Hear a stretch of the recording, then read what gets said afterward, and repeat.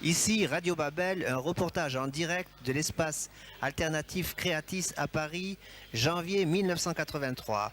Nous sommes dans la conférence de Babel, une manifestation, œuvre, exposition sur le discours politique et sur les difficultés de communication. Cette manifestation constitue un dispositif à plusieurs niveaux et qui repose sur 3 éléments essentiels. Le premier élément, un environnement électronique composé de 7 téléviseurs sur lesquels nous pouvons voir 7 chefs d'État défiler. Nous avons en ce moment sur les écrans Begin qui remue les bras pour appuyer son discours. Arrive maintenant le président Reagan. Nous avons passé successivement aussi Brejnev et Schmitt, ainsi que le président Mitterrand. Et enfin, nous terminons sur Arafat, chef d'État potentiel, et qui a ici à sa droite Madame Thatcher dans un discours très déterminé.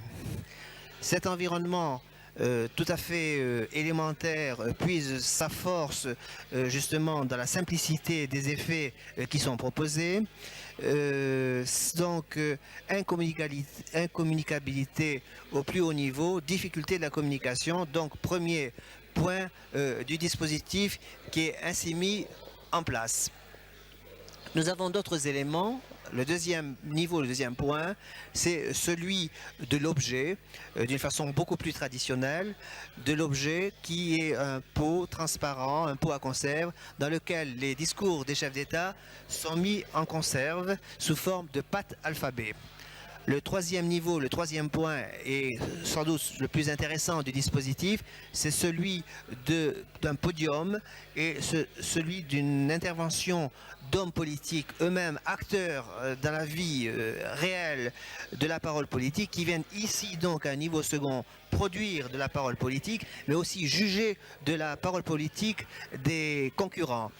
Ce jugement se voulant non pas idéologique, mais d'un point de vue de la forme, à travers la rythmique, la linguistique, la stylistique de ces gens-là. Car finalement, le médium et la forme comptent beaucoup sur la nature du message qui est véhiculé.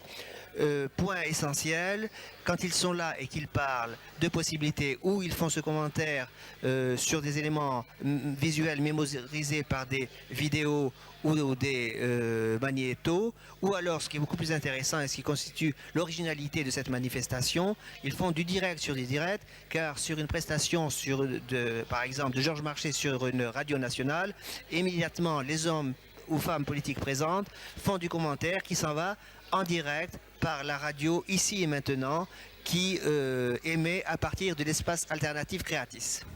Une des questions que j'aurais posées ici, que j'aimerais poser, peut-être pourriez-vous allez-y. reprendre.